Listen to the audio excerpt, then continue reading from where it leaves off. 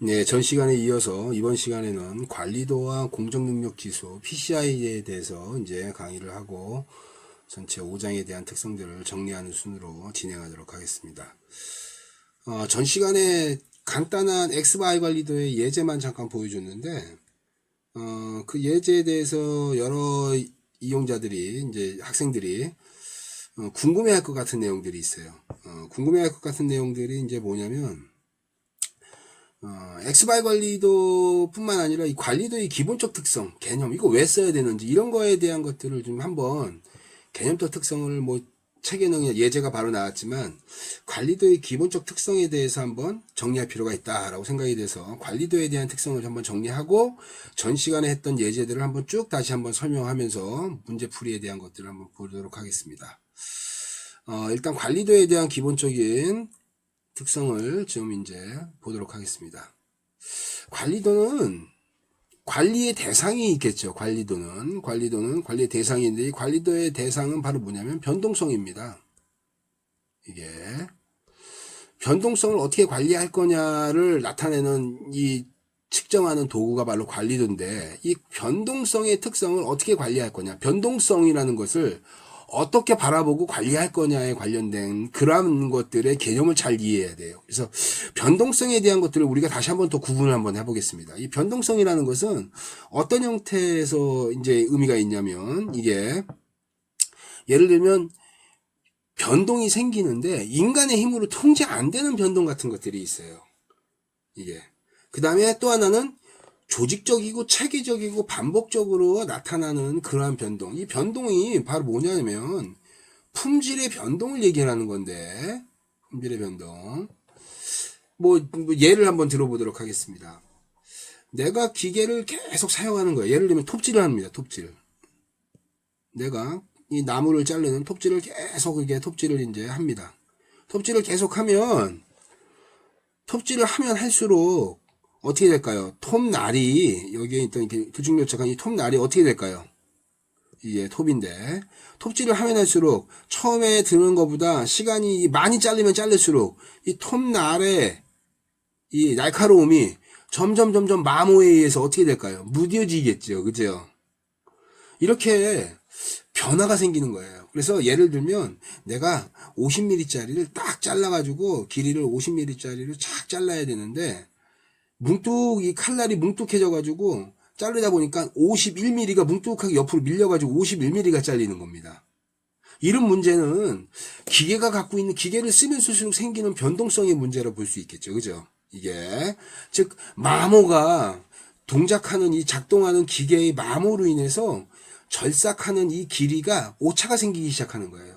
이런 건 인간의 힘으로 마모를 막을 수 있을까요? 어떠한 도구를 쓰면서 그 도구가 사용하면 사용할수록 마모율이 진행되는데, 그 마모 같은 것들이 인간의 힘으로 그걸 막을 수 있을까요? 이거는 거의 불가능하죠. 그죠? 이런 변동들이 있습니다. 이런 변동. 이런 변동들은 기본적으로 어떠한 형태의 변동이냐면, 우리가 관리의 대상으로 삼지 않는다라는 거예요. 이게. 바꿔 얘기하면, 지극히 당연하고 지극히 자연스럽게 발생하는 변동성의 특성이라고 본다는 거죠. 이게. 그런 측면에서 이 변동성의 특성을 이해할 필요가 있는데, 이 변동성이 이러한 특성뿐만 아니라 또 반대로 또 특이한 형태, 특정한 조건이나 특정한 시간대면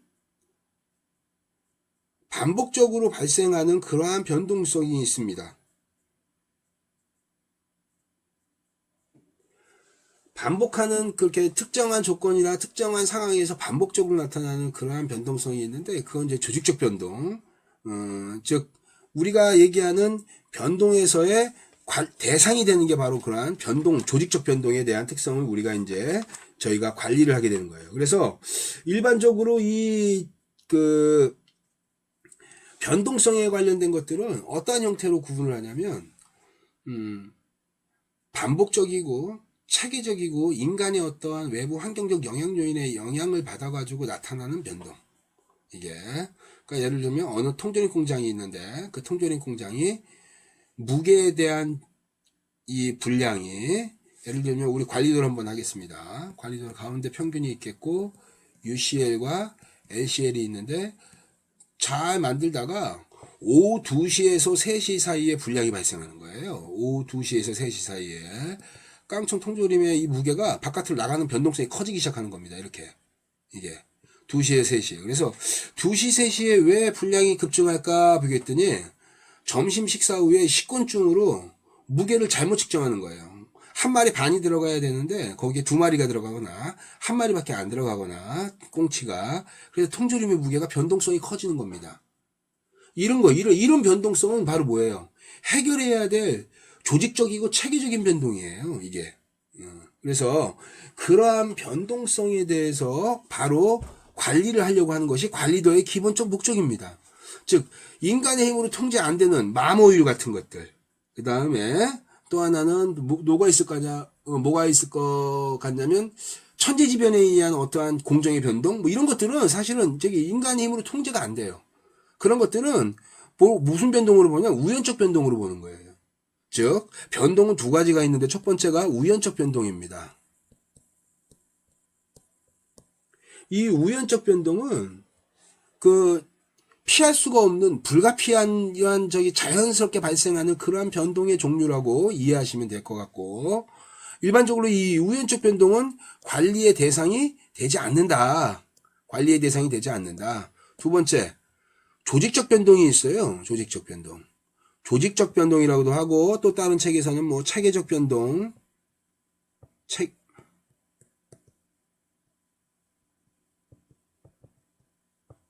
체계적 변동이라고도 합니다. 이 조직적이고 체계적으로 나타나는 이러한 변동이 바로 뭐가 되냐면 관리의 이 변동성이 관리의 대상이 되는 그런 변동성이라고 할 수 있어요.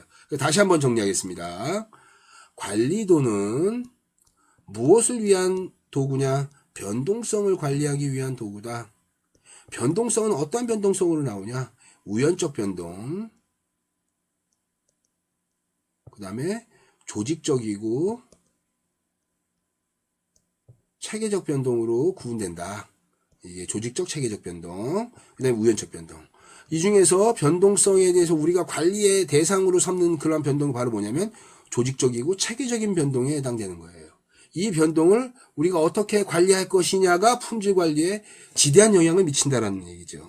즉 바꿔 얘기하면 필연적으로 우리가 피하지 못하고 불가피하게 자연스럽게 나타나는 그러한 변동들은 우연적 변동으로 관리의 대상이 안 된다는 거예요. 알겠죠? 다시 얘기 한번 정리 한번 하겠습니다. 관리도는 무엇을 위한 도구다? 변동성을 관리하기 위한 그러한 도구다. 그럼 변동성이라는 것은 무엇으로 구분되냐? 두 가지 변동으로 구분된다. 하나는 우연적 변동, 하나는 조직적 체계적 변동으로 구분된다. 우리 책에서는 아마 모르는 얘기를 나오면 어떤 얘기를 나오냐면 이게 바로 이제 변동성의 공통 요인 같은 것들을 공통 요인으로 설명되고 있고, 요걸 뭐라고 하냐면 특별 요인으로 설명하고 있어요. 이게 근데 요런 표현보다는 요건 좀 특수한 표현이고, 일반적으로 요 표현을 많이 씁니다. 우연적 변동과 조직적 체계적 변동으로. 이게 그래서 우연적 변동 또는 체계적 변동으로 구분해가지고 나오니까 이런 형태로 좀 알아두면 좋을 것 같습니다. 그래서 변동성은 우연적 변동과 조직적 체계적 변동으로 구분되고, 우리의 대상은 바로 여기에 해당된다. 이게 요것들을 머리에 염두에 두고 관리도의 특징에 대해서 우리가 이제 한번 구분을 다시 하도록 하겠습니다. 관리도다.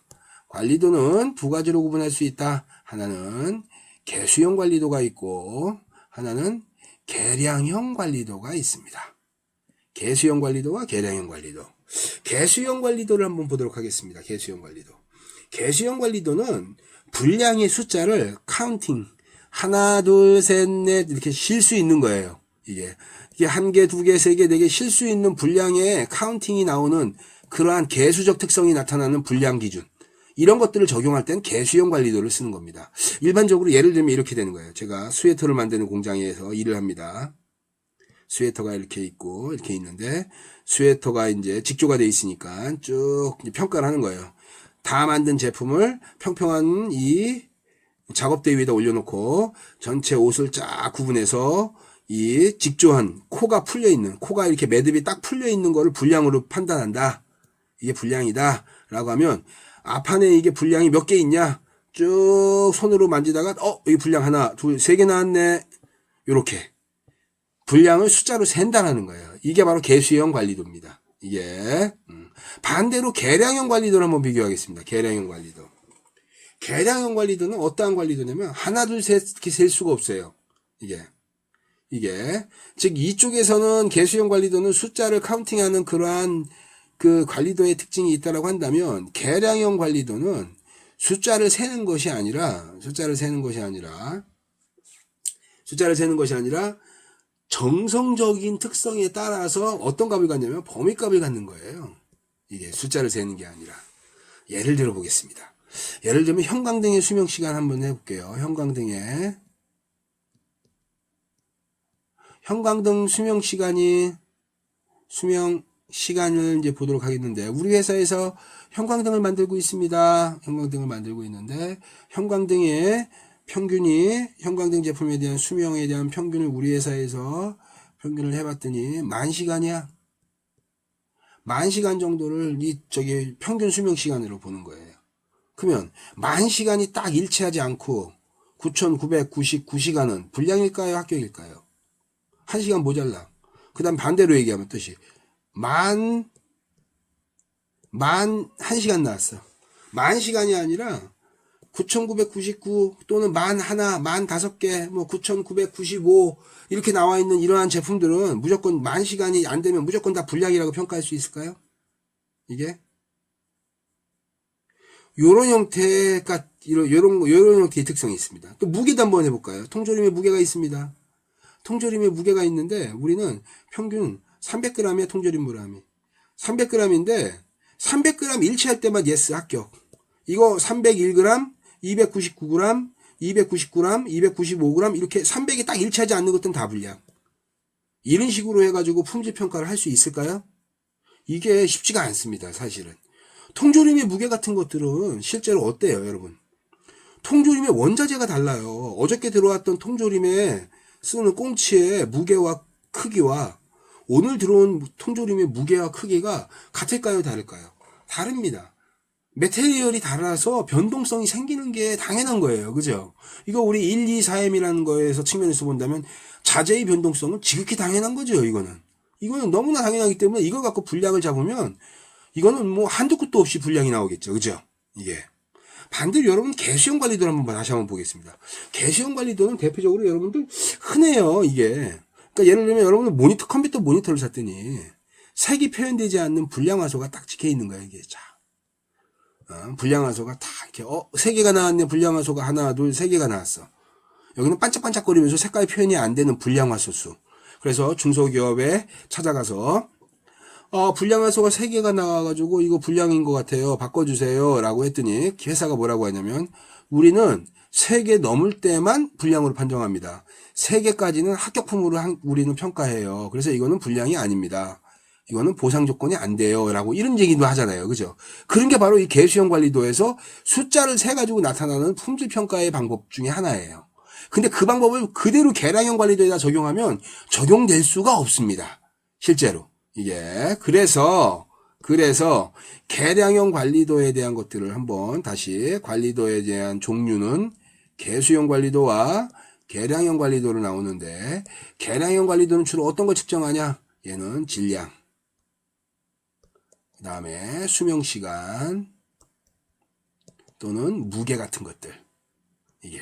이런 것들은 다, 특정한 무슨 값을 갖는다. 이런 것들은 범위값을 갖는다. 이런.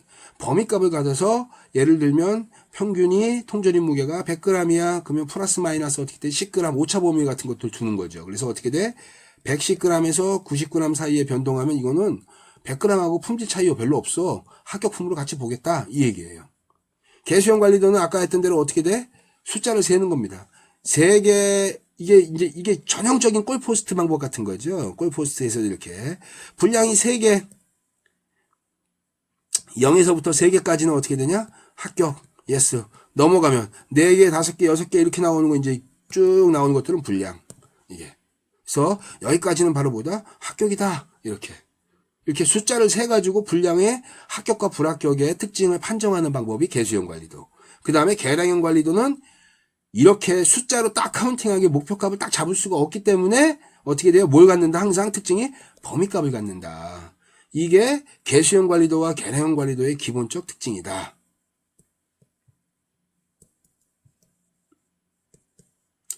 그래서 다시 관리도를 한번 우리가 보도록 하겠습니다. 관리도를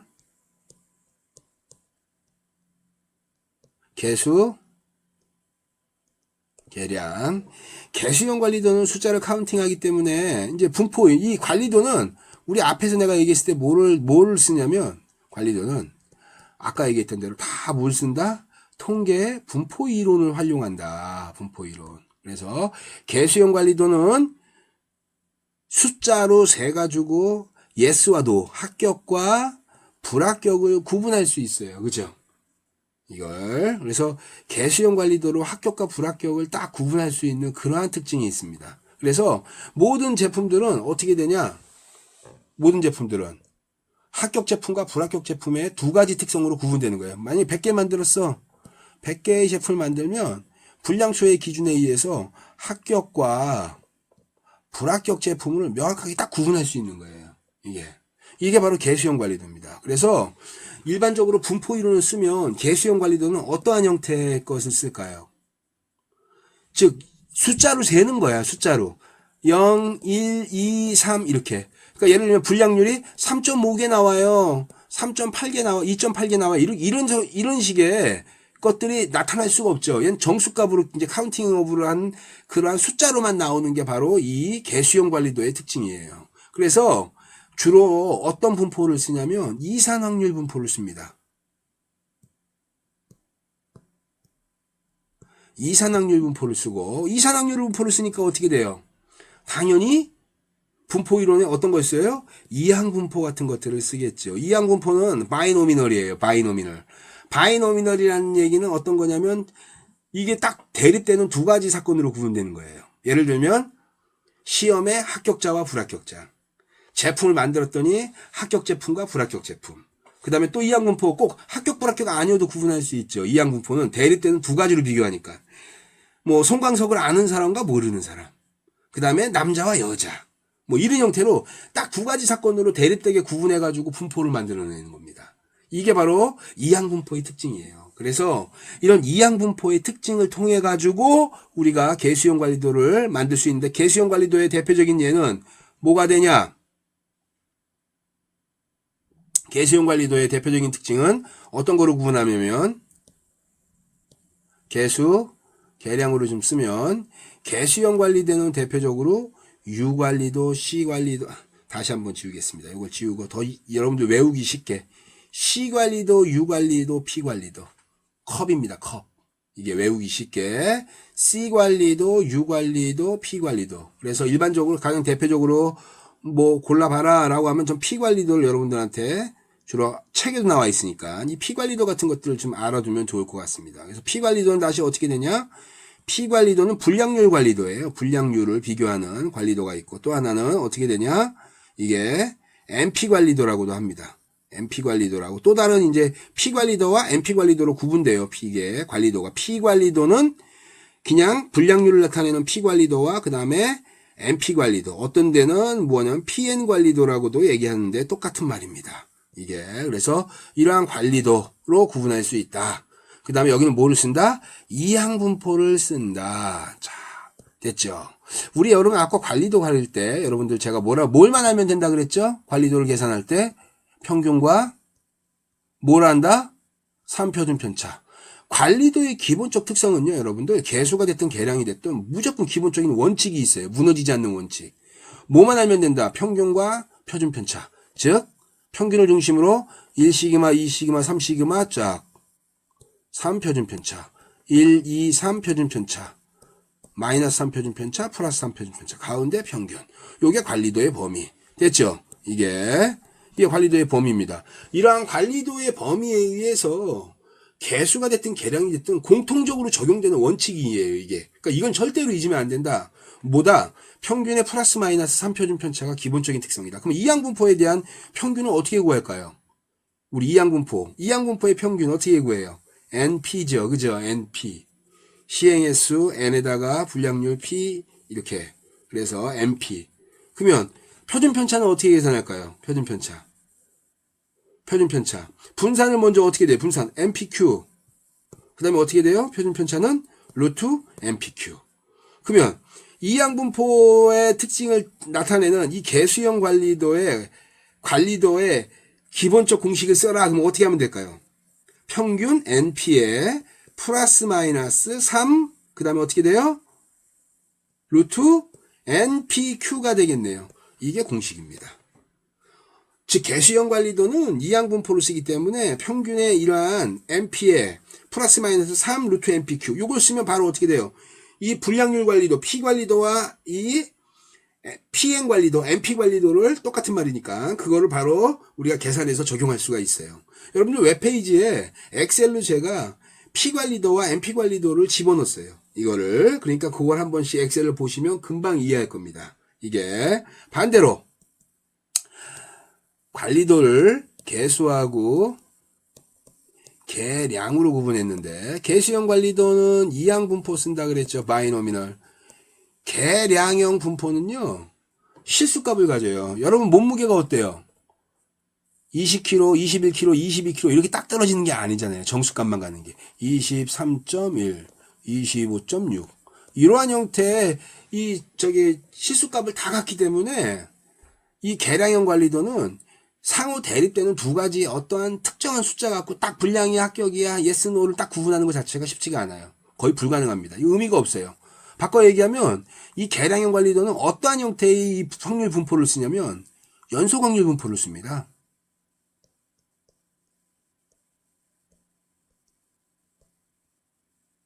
아유 글씨가 좀 너무 어렵네요. 연속 확률 분포를 저희가 쓰게 되고 대표적인 연속 확률 분포가 뭐예요? 정규 분포죠. 연속 확률 분포에서 어떻게 돼요? 점 A에서의 확률은 어떻게 된다? 구할 수 있다 없다? 0입니다. 이거 없어요. 못 구합니다. 우리가 알고 있는 정규 분포의 특정한 점 XA에서의 확률값을 구해라. 이거는 점이 아니에요. 이거는 뭐예요? 우리가 알고 있는 막대 그래프의 중간값입니다. 즉 막대 그래프란 얘기는 어떤 거예요? 특정한 범위값의 대표값을 갖고 우리가 이 막대 그래프를 만들어낸 거죠. 그죠? 이게 그래서 연속 확률 분포에서는 어떻게 되냐?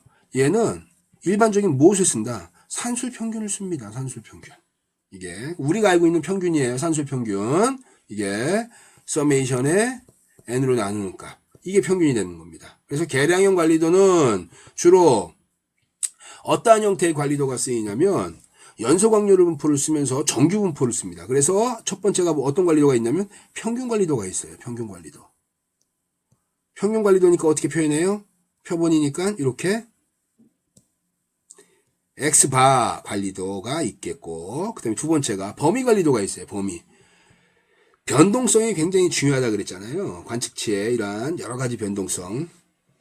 그래서 분산도 있고, 그 다음에 표준편차도 있고, 그 다음에 뭐, 여러 가지의 평균편차도 있고, 여러 가지 이 변동성을 나타내는 값들이 있는데, 그 변동성 값 중에서 가장 구하기 쉬운 값이 바로 뭐냐면, 레인지 값이에요, 레인지 값.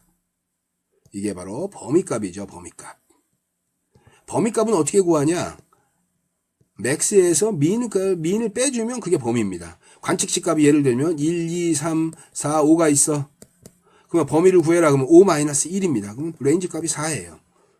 이거 어떻게 이걸 왜 쓸까? 이걸 왜 쓸까? 이걸 왜 쓸까가 되게 중요한 겁니다. 다시 한번 그림을 그려서 개수, 개량 얘는 어떻게 되냐? 연속 확률 분포를 활용을 하게 된다. 그래서 제일 첫 번째가 어떤 거냐면은 평균 관리도가 나오더라. 평균 관리도. X바 R에서 평균 관리도가 나오고 두 번째가 바로 뭐냐면 범위 관리도입니다. 범위 관리도가 R 관리도가 레인지니까 레인지에 범위 관리도가 있습니다. 그 다음에 이 두 가지가 합쳐져 있는 그러한 형태의 관리도가 있어요. 그게 바로 뭐냐면 1번과 2번이 결합되어져 있는 뭐예요? X바 R 관리도. 평균 범위 관리도라는 것이 쓰이게 됩니다. 일반적으로 어떤 게 많이 쓰인다? 요 세 번째 평균과 범위 관리도가 결합되어져 있는 X바 R 관리도가 가장 많이 일반적으로 많이 활용된다. 그래서 여러분들 예제에 나와 있던 X바 R 관리도에 관련된 것들을 여러분들이 보면 될 것 같습니다. 그래서 이제 여러분들 다시 한번 정리를 한번 해보겠습니다. 이게 관리도는 크게 나눠서 개수와 개량으로 구분된다. 개수형 관리도는 분량을 하나, 둘, 셋, 넷 이렇게 씌워서 만드는 거고, 모든 제품은 상호 대립되는 두 가지로 구분된다. 합격훈과 불합격. 이렇게. 그래서 분포를 어떤 걸 쓴다? 이항분포를 쓰더라. 이항분포. 그래서 이항분포 쓰고, 이항분포의 특수한 형태의 또 이항분포가 있죠. 그게 바로 뭐냐? 포화성 분포입니다. 요것도 여기서 쓰입니다. 실제로. 우리가. 근데 요거는 특수한 형태니까. 그래서 어쨌든, 포화성 분포도 이항분포의 특수한 형태의 이 분포 특성이라는 것은 같은 거니까. 그래서 이항분포가 활용되고, 그거에 따라서 관리도를 그려보자. NP의 플러스 마이너스 3의 루트 NPQ. 요런 형태로 이항분포의 평균과 표준 편차를 구할 수 있다. 요게 개수형 관리도다. 됐죠? 이게. 계량형 관리도를 다시 한번 정리해보자. 계량형 관리도는,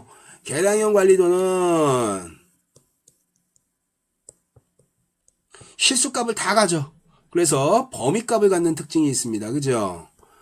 통조림 무게가 300g이야. 그거 안 맞으면 다 불량이야? 이렇게 하는 것 자체가 사실 쉽지가 않죠. 형광등의 수명시간이 10,000시간이야? 10,000시간 맞추는 게 더 어려워요. 그죠? 즉 바꿔 얘기하면 어디서부터 어디까지 범위값을 갖는 품질 특성이 나타나는 거예요. 이 품질 특성의 범위값을 그대로 어떻게 되냐? 확률분포에다 적용할 수 있는 확률분포가 연소확률분포다. 연소확률분포의 대표적인 예는 바로 뭐다? 정규분포다. 이렇게. 정규분포. 그래서 이러한 분포 이론을 써가지고 대표적인 예가 바로 어떤 것들이 있다? 이게 바로 평균관리도, 그 다음에 R관리도, 그 다음에 이 두 가지가 섞여 있는 X바 R 관리도가 활용된다. 그래서 일반적으로 얘는 어떻게 되냐? 기본적으로 평균의 플러스 마이너스 3 표준 편차를 구하면 기본적으로 우리가 구할 수 있다. 여기서 말하는 이 표준 편차는 우리가 알고 있는 표준 편차가 맞습니다. 여기는 분포가 다르기 때문에 3의 NP의 루트 3의 NPQ 이렇게 플러스 마이너스 NPQ 이렇게 되겠죠. 요 공식을 우리가 따르게 된다. 됐습니다. 이걸 갖고 이제 우리가 뭐 하냐? 개수형 관리도와 계량형 관리도를 했는데, 개수형 관리도의 대표적인 예는 엑셀에다가 여러분 제가 올려놨어요. 이게. 그래서 그 올려놓은 것을 갖고 여러분들이 한번 보시면 충분히 이해할 수 있습니다.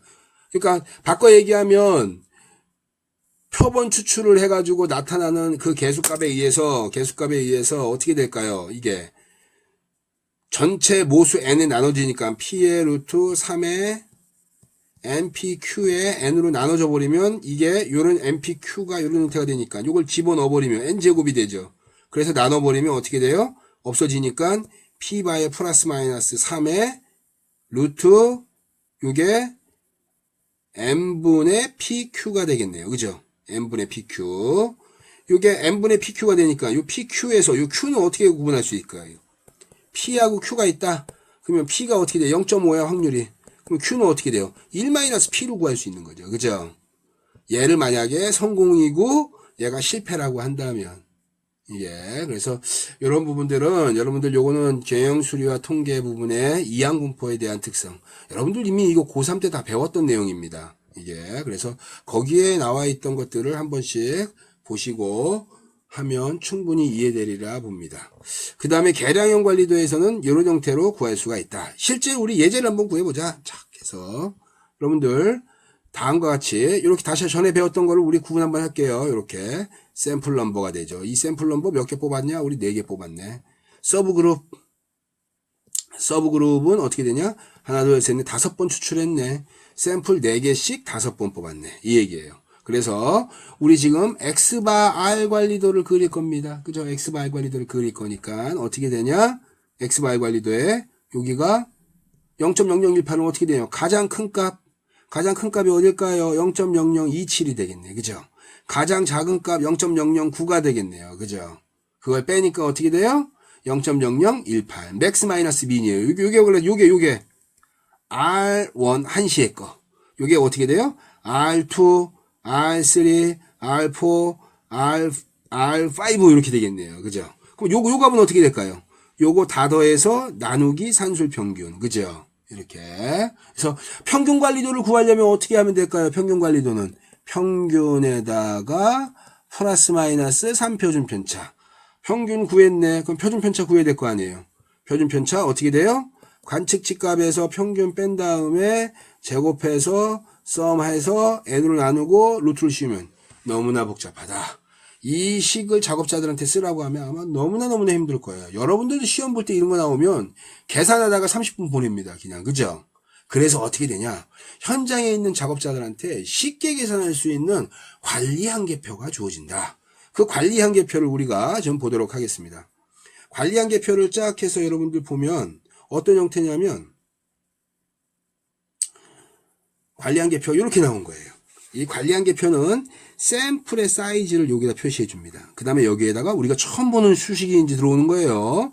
A2라는 값, D3라는 값, D4라는 값이 여기 딱 주어져요. 그래서 이 값을 보고 어떻게 되냐? 바로 우리가 샘플의 특성을 이해해서 추출하는 거예요. 먼저 우리 평균관리도를 한번 그려봅시다. 평균관리도를 그렸더니 평균관리도를 그리려고 봤더니 앞에서 평균관리도의 식이 이렇다는 거예요. 평균의 A, 즉 이렇게 평균의 평균인데 플러스 마이너스 A2의 알바 이렇게 되는 거죠. 그죠? 이게 평균의 평균이라는 말을 여러분 우리 다시 한번 이해해 봅시다.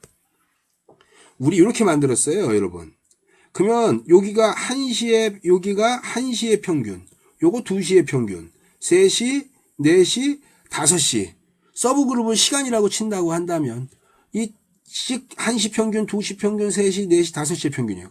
어떤 평균 써야 돼? 가운데 평균이 와야 되고 표준 편차가 와야 되는데 어떤 평균 써야 되죠? 이럴 때 우리는 어떻게 하냐면 요렇게 해서 요렇게 다 뭘 한다? 평균을 구한다. 평균의 평균이야. 그래서 어떻게 되냐면 1시 평균, 2시 평균 그것을 어떻게 되냐? 또 평균 내더라. 요렇게 평균 내서 요게 어디로 온다? 가운데 센터 라인으로 옵니다. 센터 라인 가운데 중심점으로 오는 거예요. 이게 바로 요걸 뭐라고 하냐? 요거를 프로세스 평균이라고 합니다. 프로세스에 대한 평균. 이게 이제 뭘 구하면 돼요? 표준 편차 구하고 여기 표준 편차 구해서 3 곱하고 마이너스 3에서 여기서 평균값에서 빼주면 되겠네요. 그죠? 근데 표준 편차 구하는 방법이 귀찮은 작업이에요. 어렵지는 않습니다. 귀찮은 작업이죠. 번잡스럽고. 그래서 이거를 우리가 아까 뭐라고 했냐면 관리 한계표를 쫙 그리기 위해서 식을 봤더니 X바 1시, 2시, 3시, 4시, 5시의 평균을 1시, 2시, 3시, 4시, 5시의 평균을 또 평균 냈다. X바에 봐. 그 다음에 알 수 없는 A2라는 값이 곱해지고 R바라는 거 R바라고 하는 값을 평균. R바는 어떻게 구할까요? 우리 다시 앞으로 가겠습니다. R바는 1시의 범위값, 2시의 범위값, 3시의 범위, 4시, 5시. 범위값은 어떻게 구한다고요? 맥스 마이너스 민값. 여기서 가장 큰 거에서 작은 거, 예. 큰 거에서 작은 거, 예. 이런 형태로. 요걸 어떻게 한다? 요렇게 해서 평균을 구하는 거예요. 그래서 R에다가 위에다 평균 구하니까 이렇게 돼서 어떻게 돼요? R바가 되겠네요. 그 R바 값이 밑에 구해진 거예요. 이렇게. 여기도 평균 구해진 게 이렇게 구해진 겁니다. 그럼 작업자는 뭘만 구하면 돼요? R 관리도의 평균값과 평균 관리도의 평균값만 딱 계산기로 그냥 딱 요거 뭐 바로 구하면 됩니다. 그죠? 그래서 여기에 나오는 것처럼 이 식을 적용하세요 라는 거예요. 이 식을 적용하라고 표준 편차를 구하지 않고 바로 작업자들한테 제시해 주는 거죠. 그래서 저게 어디 나오냐 봤더니 A2가 여기 있네요. 샘플 4개짜리일 때 A2. 즉 샘플을 4개 뽑았을 때 변동성의 이 개수값이 0.7이구란 얘기예요. 평균에 대한 변동성 값이. 이걸 그대로 갖다가 적용하는 겁니다. 여기다가. 그래서 아까 평균 구했던 거 X바에바 프로세스 평균 0.5072 그 다음에 5027 그 다음에 A2 값이 0.729가 여기 들어오고 그 다음에 R바 구했던 거 그대로 여기다가 더해줘서 어떻게 되니까 더해주고 빼주는 거죠. 이렇게 더해주고 빼줘서 UCL, LCL 그 사이에 뭐가 들어온다? 그 사이에 여기에 가운데 센터라인 평균이 들어온다. 이게 여기까지 하면 이제 가운데 센터라인 그렸고 UCL하고 LCL을 이미 다 그린 거게 되는 거죠. 그 다음에 어떻게 해야 되냐? 그림을 이제 우리가 찍어야 되는 거예요. 그림. 어떻게 찍냐? 그림을 어떻게 찍는지를 다시 한번 보겠습니다. 자.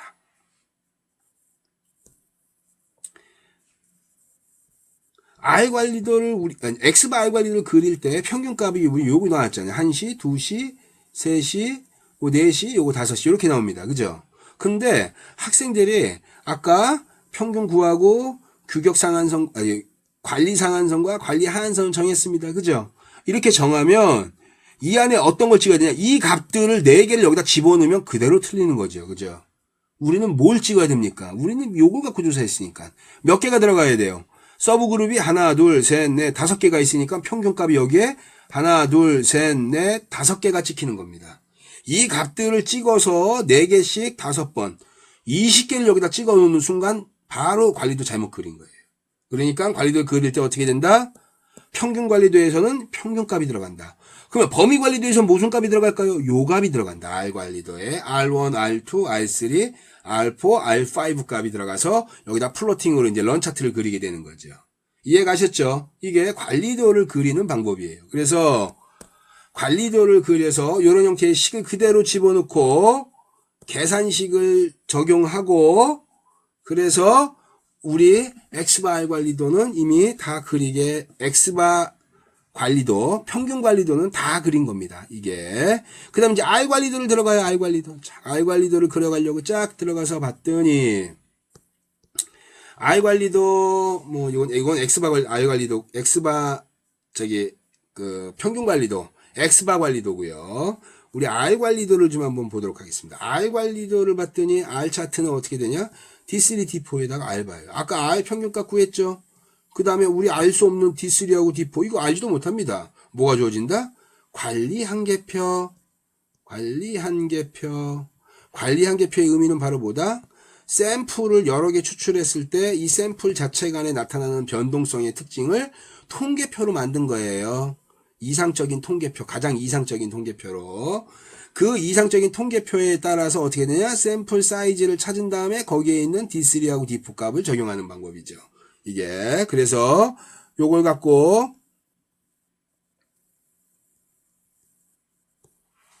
똑같이 D3하고 D4에다 했더니 관리 한계표가 이렇게 나와요. 0이 이렇게 나옵니다.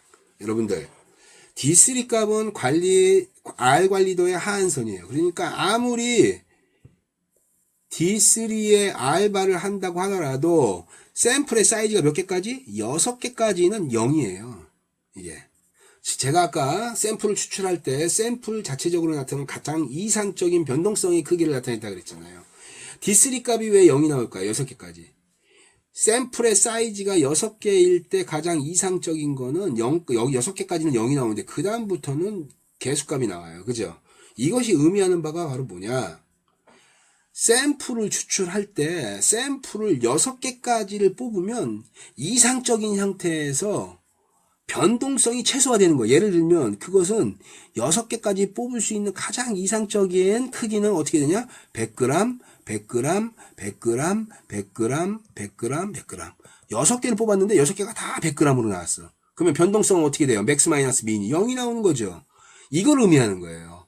바꿔 얘기하면 D3가 샘플의 사이즈가 6개가 나온다, 6개까지 0이라는 것에 의미하는 바는 제품 자체가 균일하게 일정하게 나올 수 있는 최대의 샘플 사이즈, 즉 같은 무게로 딱 나올 수 있는 확률적 최대 사이즈는 샘플 6개까지다.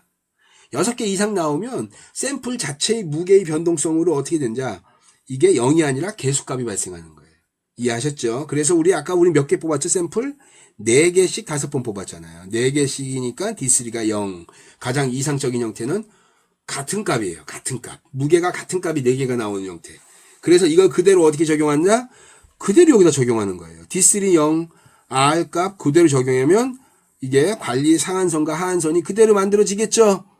그런 상태에서 이제 그림을 그리는 겁니다. 이게 R 관리도 볼게요. R 관리도를 그림으로 그렸어요. 하한값이 0이고 상한값이 이만큼이 나왔어. 그 다음에 아까 R1, R2, R3, R4, R5에 이 1시, 2시, 3시, 4시, 5시에 추출한 R값을 여기다 찍었더니 언더 컨트롤이네요. 그죠? 범위값 안에 같이 들어와 있네. 이게. 그 다음에 우리가 또 뭘 봐야 돼요? X바 관리도를 그린 거는 평균과 범위를 같이 보겠다는 뜻이에요. 봤더니 평균 관리도는 딱 봤더니 아웃라이어 딱. 아웃 오브 컨트롤. 예. 선 바깥 나가버렸네. 관리 무슨 상태? 이상 상태. out of control. 이런 상태에선 공정을 스탑 세운다. 그 다음에 어떻게 돼? 작업자들 다 모여 브레인스토밍 하면서 이거 왜 만든 거야? 원인을 하나하나씩 점검하면서 그 원인의 구체적인 이유를 찾아내고 찾아내서 다시 시행을 해서 이게 이 안으로 들어왔는지를 확인된다면 공정이 문제 해결됐다고 판단하고 이제 다시 안정화돼서 생산을 하게 되는 형태로 관리도가 적용되는 겁니다. 다시 한번 관리도를 그림을 그리면 여러분들 X바 R 관리도는 관리도가 한 개다 두 개다. 평균 관리도와 범위 관리도를 같이 쓴 거예요. 그러니까 이렇게 되겠죠. 가운데가 X바의 바, UCL, LCL 이렇게 돼서 이게 무슨 관리도? 평균 관리도가 됩니다. 그 다음에 그 밑에다가 어떻게 돼요? 다시 똑같이 R 관리도, UCL, LCL 얘가 범위 관리도가 됩니다. 그래서 한시에 추출했던 거, 제일 첫 번째 나왔던 서브그룹으로 한시에 나왔던 거, 걔는 R 관리도에서 여기 찍히고, 얘는 여기 찍히고, 예를 들자면, 둘, 셋, 여기 넷, 다섯 번, 이렇게. 그래서 이런 차트를 그렸더니, 이렇게 해서 이렇게 나왔다. 그 다음에 얘는 이렇게 나오다가 쭉, 얘는 관리 상태지만 얘는 관리 이상 상태다. 즉, 바꿔 얘기하면, 매핑을 시키는 거예요. 이렇게 하나씩. 매핑을 시켜서 두 개가 다 문제가 없을 때 합격. 얘는 지금 여기서 문제가 생겼기 때문에 이거는 지금 문제가 있다는 얘기예요. 이게. 그래서 이러한 평균과 범위를 같이 보는 이유에 대해서 여러분들이 명확하게 좀 아셔야 됩니다. 아니 범위 관리도 하나만 보든가 평균 관리도 하나만 보든가 하나만 봐도 되는데 왜 두 개를 같이 볼까요? 왜 평균 관리도도 있고 범위 관리도도 따로 있는데 이 두 가지를 같이 묶어서 보는 방법이 가장 많이 쓰이고 일반화된 도구로 많이 활용되고 있을까요? 왜 그럴까요? 첫째, 평균 효과가 발생하더라. 평균 효과가 발생한다는 얘기는 어떤 거냐면 이렇게 돼요. 예를 들면 내가 관측치의 표본을 뽑았는데 100g, 120g, 110g, 200g. 자, 우리 눈으로 보는 순간 어때요, 여러분들? 쫙 눈으로 딱 평균 구할 때 쫙 해서 비교하면 어떻습니까? 얘가 이상한 애죠. 남들 100에서 110g 사이 왔다 갔다 하는 형태인데 혼자 200g 이렇게 뚝 나와버린 거예요. 이게 바로 뭐예요? 아웃라이어죠. 바로 알 수 있습니다. 그죠? 근데 문제는 얘를 다 합쳐가지고 평균을 구했더니 아웃라이어가 때로는 범위에 바깥에 안 나가고 여기 안에 들어온다는 얘기예요. 왜 들어올 수 있냐? 얘를 합쳐서 나누기 몇으로 나냐면 나누기 6으로 나누는 거예요. 얘를 합쳐가지고 6으로 나누기 때문에 이 아웃라이어가 요 안에 들어올 수가 있어요. 그러면 평가자는 관리도가 요 선 안에 들어와 있네. 그러니까 이걸 뭐라고 한다? 관리 상태를 판정한다는 얘기예요. 이때 우리는 뭘 봐야 되냐? 바로 범위값을 비교하는 거예요. 여기 경계값 근처에 딱 들어와서 관리 상태라고 판단할 수 있을 착오할 수 있는 판단적 오류를 R 관리도를 비교하면 어떻게 될까요? 맥스 마이너스 민이니까 가장 큰 값에서 가장 작은 값을 빼버리면 범위값이 확 커져 버립니다. 그렇기 때문에 어떻게 돼요? 범위와 평균값, 평균의 에버리지 이펙트가 발생할 수 있는 문제의 소지를 범위값을 같이 비교하면서 변동성의 크기랑 비교를 하는 거예요. 그래서 그것이 아웃라이어가 되냐 안 되냐를 판정하고 만약에 들어와서 둘 다 들어와 있다면 공정 상태 안정화됐다라고 보는 거고 나가게 되면 어떻게 되냐? 문제가 있다라고 판단하는 겁니다. 이것과 더불어서 관리도를 판정하는 기준이 상향이 연속으로 어떠한 패턴적 획성이 나타나는 4개가 반복되는 4개가 연속적으로 하나 둘 셋 넷 그 다음에 밑에 쪽에서 하나 둘 셋 넷 그 다음에 하나 둘 셋 넷 이런 형태로 반복된다든지 경계선 끝에서 계속 변동하는 특성이 나타난다든지 이런 여러 가지 패턴이 있어요. 열 몇 가지 회사마다 약간 차이는 있겠지만 제품의 특성과 이것을 판단하는 기준에 따라서 관리도의 변동성을 파악하는 여러 가지 기준들이 있습니다. 그것들은 여러분 품질 경영 수업 시간에 아마 또 배우게 될 거예요. 그래서 여러분들은 이 시간에는 X바 R 관리도가 어떻게 작동되고 있고 관리도의 기본적 목적이 무엇이고 변동성의 특성에 어떻게 통제하는지에 대한 특성을 X바 R 관리도로서 여러분들이 이해하면 좋을 것 같습니다. 그래서 그러한 측면에서 여러분들 요것들의 특성을 좀 이해해서 제가 관리도를 이해할 수 있게 관리도를 좀 세부 설명을 달았습니다. 그래서 뭐 XY 관리도 뭐 특성 같은 것들을 다 했고, 그 다음에 이번 시간에는 다시 이어서 이제 프로세스 케이퍼빌리티 PCI라는 거에 대해서 다시 또 설명을 하도록 하겠습니다. 여러분들 앞에서 내가 SPC라 그랬어요. Statistical Process Control. 즉 프로세스를 어떻게 통계적으로 컨트롤링 관리할 거냐, 이거에 의한 도구가 제일 첫 번째 배웠던 게 바로 뭐냐면은 QC7 툴입니다. 이게. 그다음에 두 번째가 하나 뭐냐면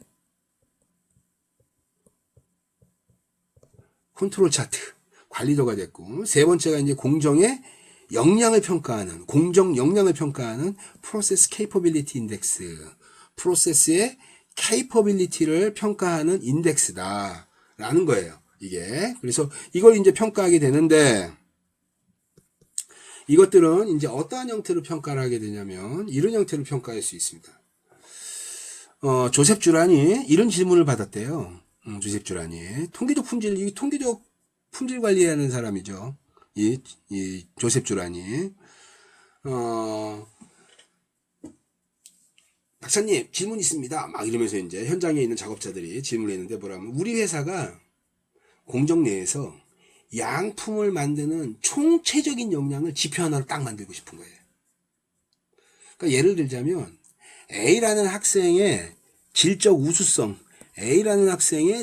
우수성을 내가 평가하는데, 기존에는 어떻게 했냐면 영어, 전공, 그 다음에 무슨 뭐 봉사활동 뭐 이런 여러 가지 것들로 이제 이 사람의 질적인 특성을 평가해가지고 이 사람의 등급을 평가하는 거예요. A등급이야, B등급이야, C등급이야. 여러 가지 것들을 쭉 다 고려해가지고. 그래서 세부 점수에 대한 것들을 뭐 가중치주고 뭐 여러 가지 방법을 써가지고 여러분들 여러분들 학점 평가하듯이 이런 형태로 전체 총점을 쫙 만드는 방법.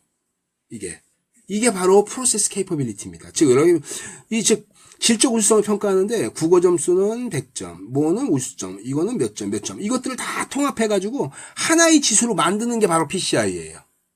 즉 여러분들의 질적 우수성을 예전에는 어떻게 평가했냐면, 예를 들면 이렇게 되는 거죠. A라는 학생의 질적 우수성을 평가했더니 영어는 A등급, 전공은 뭐 A+, 그 다음에 무슨 뭐 인성은 뭐 몇 점, 뭐 무슨 등급, 이런 형태로 해서 개별적인 특성을 비교해서 쭉 개별적으로 평가를 했습니다.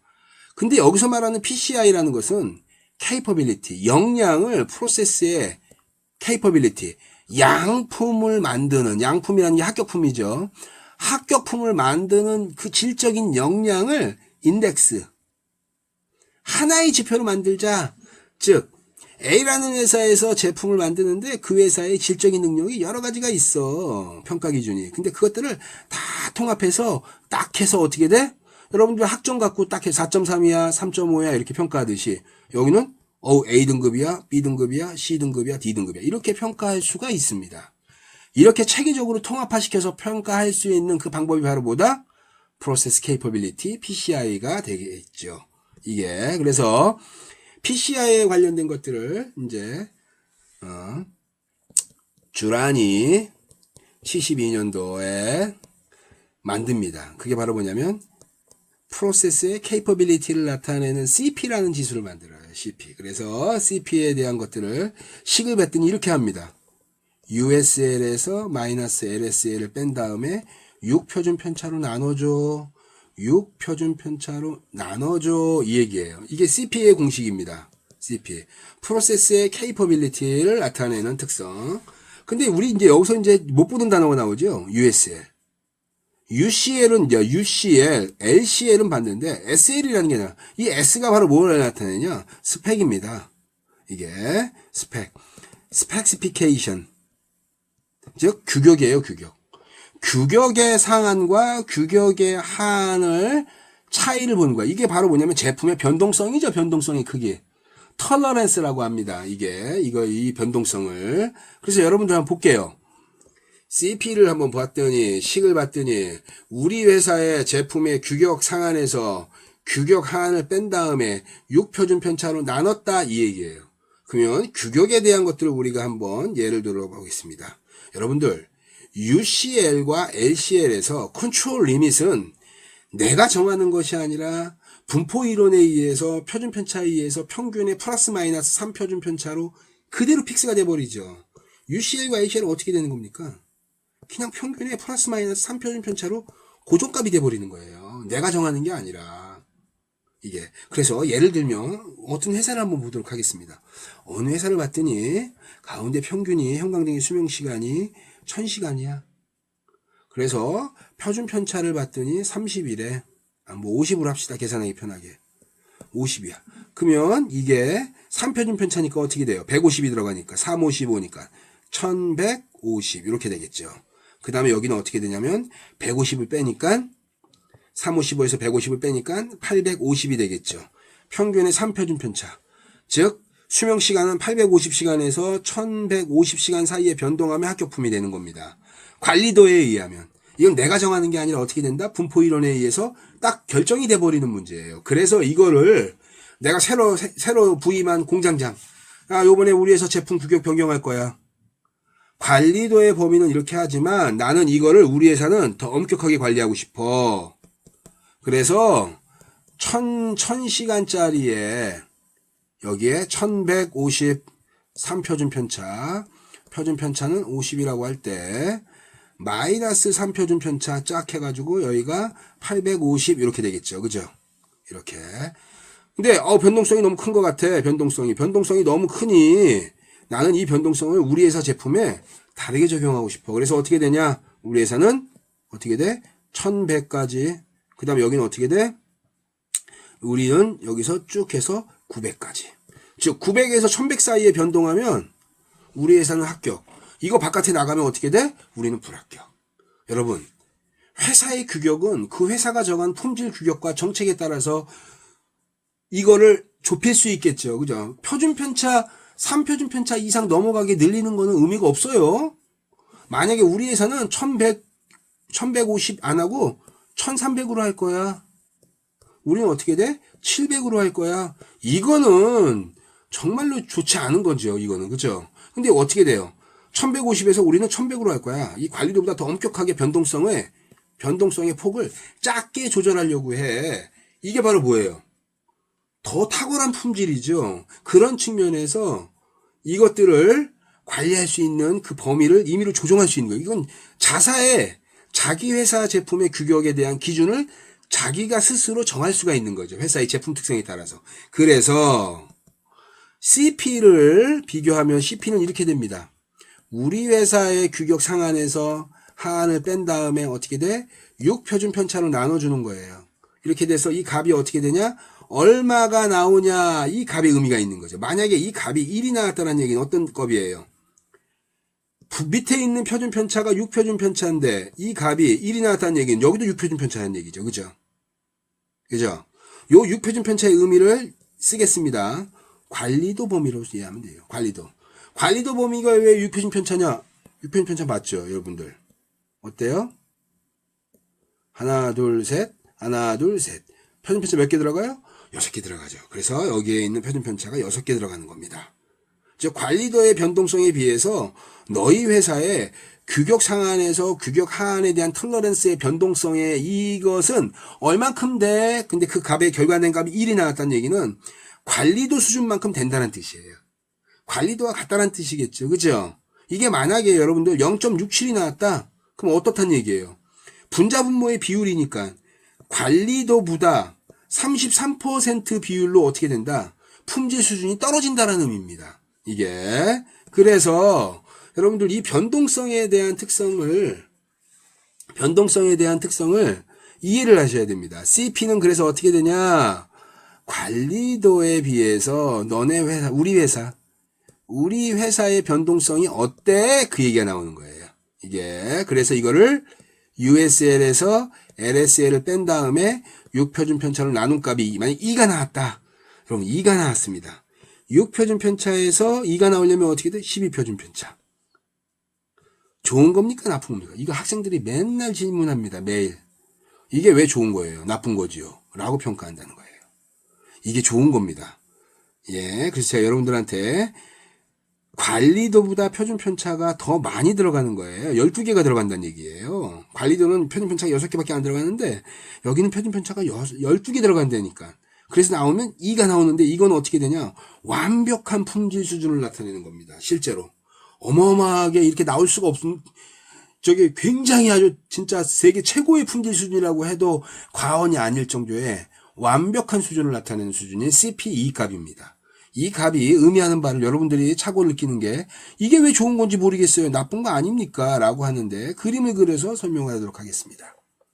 여러분들 미국 풋볼에서 이제 아메리칸 풋볼, 이제 럭비, 이제 럭비를 합니다. 슈퍼볼을 하는 거예요. 쫙 했는데 골대가 있어요. 골대가 이렇게 생겼죠, 그죠? 골대가 이렇게 생겼는데 이제 밑에는 여기는 관리도의 범위입니다. 여기는 어떻게 되냐? 즉 바꿔 얘기하면 범위값이 고정되어 있다는 뜻이에요. 하한과 상한이 고정되어 있는 값이 여기는 우리 회사의 특징이라고 비교합니다. 밑에는 비교해 봤더니 표준 편차가 몇 개 들어가? 럭비공이 몇 개 들어가? 크게 하나, 둘, 세 개, 넷, 다섯, 6개가 들어가는 거예요. 이 럭비공이 하나가 바로 뭐가? 저게 표준 편차가 되겠죠. 이게 몇 개 들어가 있다? 6개 들어가 있다. 근데 우리 회사는 CP가 2가 나오려면 12 표준 편차가 들어가야 되니까 어떻게 돼요? 하나, 둘, 셋, 넷, 다섯, 여섯. 하나, 둘, 셋, 넷, 다섯, 여섯. 여기 있는 표준 편차와 여기 있는 표준 편차, 여기도 표준 편차고 얘도 표준 편차입니다. 얘를 임의로 시그마 1이라고 하고 얘를 시그마 2라고 합니다. 그러면 시그마 1과 시그마 2에 대해서 어떤 게 표준 편차가 큽니까? 밑에는 6개가 들어가는 한 단위당 표준 편차가 이만한 사이즈인데 여기는 어때요? 굉장히 조그맣니다. 표준 편차가 여기는 12개 들어간다는 얘기예요. 즉 표준 편차의 하나의 사이즈가 굉장히 작다는 얘기인 거고 여기는 큰 거죠. 그죠? 위에는 요만한데 여기는 이렇게 큰 겁니다. 그죠? 아까 제가 뭐라 그랬죠? 표준 편차가 작으면 품질은 어떻다? 좋다. 그런 측면에서 이 값이 CP가 2가 나온다는 얘기는 6표준 편차하고 12표준 편차예요. 분자분모의 비율에 의해서 2가 나온다는 얘기입니다. 이게 이해 가시죠? 이런 형태에서 조셉 주란이 72년도, 74년도에 관련된 연구들을 쭉 발표하면서 CP라는 모델을 만들어냈습니다. 이게 바로 가장 대표적인 프로세스의 케이퍼빌리티 인덱스를 나타내는 지수라고 할 수가 있어요. 이게 그래서 이 CP 값이 만들어지는데 그래서 CP 값의 특성에 대한 그림이 이제 변동되고 있는 특징 같은 것들을 쭉 나타내게 되는데 CP에 대한 특징을 다시 한번 제가 정리를 하자면 CP의 기본적 장점도 있지만 CP의 기본적 특징은 문제점이 있습니다. CP의 문제점.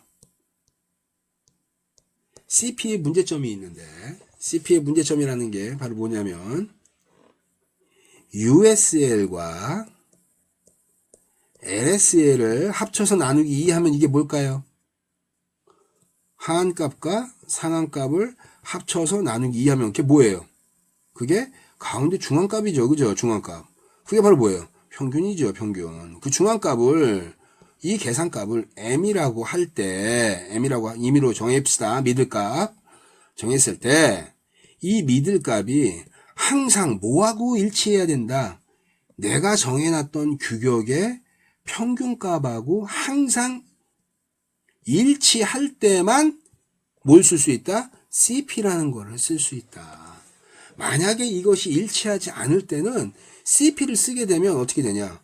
품질 역량이 낮은데도 불구하고 높게 평가하는 과대 계상되는 그러한 문제점들이 있더라. 라는 것을 문제점으로 지적을 했어요. 그게 바로 뭐냐면 켄이라고 하는 사람이 91년, 92년도에 만든 지표입니다.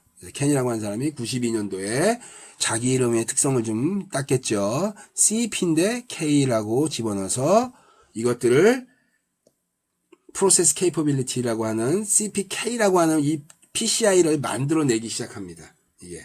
이 CPK는요, 어떠한 특성이 있냐면 이렇게 되는 거예요. CPK는 1-K 곱하기 CP하고 같더라.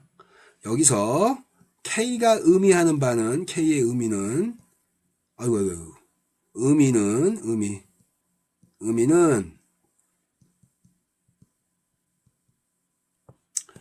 공정 축도가 이동된 양입니다. 이동된 양. 이거를 K로 표시한 거예요. 즉 바꿔 얘기하면 K는 0보다 크거나 같고 1보다 작거나 같다. 이런 형태. 그래서 만약에 K가 0이라면 어떻게 될까요? 공정 축도가 이동 안 했다는 얘기죠. 그러니까 0을 집어넣으면 어떻게 돼요? 1-0에다가 곱하기 CP니까 어떻게 돼요? CPK equal CP가 되겠죠. 그죠? 공정 축도가 이동이 안 됐으니까 CP와 CPK는 같다는 뜻이에요. 이게. 근데 공정 축도가 가운데 일치하는 것 자체가 쉽다 어렵다? 훨씬 더 어렵다. 여러분도 한번 볼게요. 제가 한번 보겠습니다. 통조림 공장 예를 들게요. 우리 회사 통조림 공장은 300g이에요. 평균이 제품 규격서에 300g이라고 제가 정했습니다. 딱 정해진 거예요. 이 값이 바로 뭐야 돼요? 평균값이 되겠죠. 그죠? 평균값이 되는 거예요. 이게 임의로 우리가 모집단 전체를 적용하니까 이걸 뮤라고 합시다. 평균값 뮤라고 치고 평균이 300이 표준 편차가 10이라고 칩시다. 10이라고 쳐서 이거 갖고 이제 우리가 이제 공정 능력을 보는데 가운데가 가운데가 이제 민값이니까 내가 공정이 우리 회사의 통조림 설계도에는 통조림의 무게는 평균 300g을 일치하도록 한다. 표준 편차는 10g이다 라고 딱 정해져 있어요. 예를 들자면. 그러면 어느 날 특정한 날에 우리 회사는 하루에 평균 시간당 10,000개의 통조림을 만드는데 10,000개의 통조림을 만든 것에서 랜덤하게 샘플링으로 100개의 제품을 우리가 추출을 했어요. 그래서 이 100개의 제품을 무게를 딱 달아봤더니 그 무게가 300g하고 딱 일치해.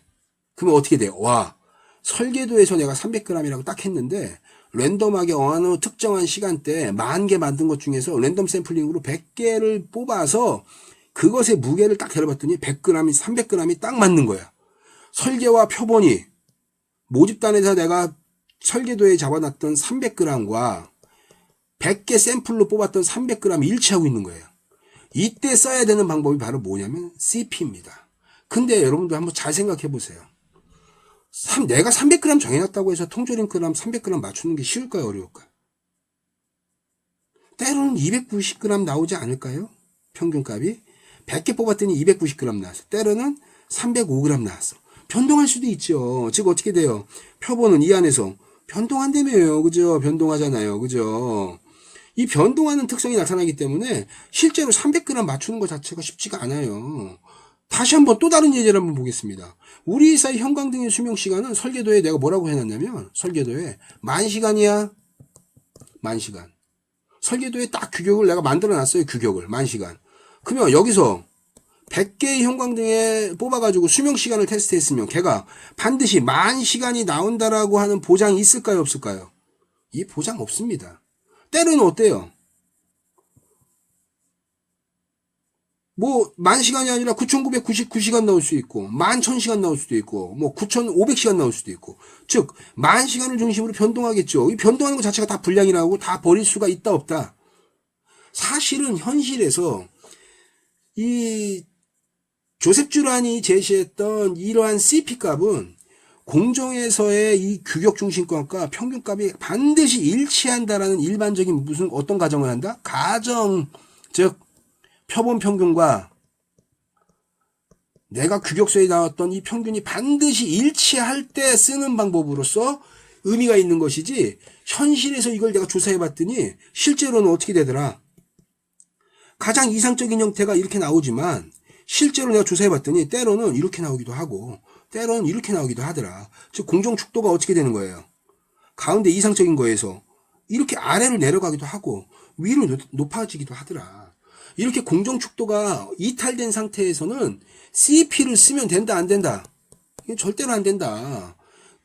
공정 능력이 약함에도 불구하고 과대 계상되는 문제가 있어가지고 이걸 엄격하게 평가해야 된다. 그래서 공정 축도가 이동된 양을 계산할 필요가 있다라고 해서 만든 게 바로 캔이 제시했던 CPK입니다. CPK는 그러면 어떻게 계산하냐? 아까 내가 식으로 아스트릭에 이런 형태로 표현했는데 이 식을 쓰면 복잡하니까 쉽게 쓰는 방법을 제가 여러분들한테 보여드리도록 하겠습니다. 쉽게 쓰는 방법은 이런 겁니다. 공정축도가 가장 이상적인 형태가 지금 요 파란색 그림이라고 한번 봅시다. 이 파란색. 근데 때로는 어떻게 됩니까? 공정축도가. 여기서 이동되기도 하는 거예요. 그죠? 그 다음에 또 다른 거. 요게 1번인 경우, 1번 경우. 2번 경우를 한번 보겠습니다. 2번 경우는 이렇게 되겠죠. 이렇게. 그래서 공정축도가 있더니 공정축도가 위쪽으로 이동한 경우.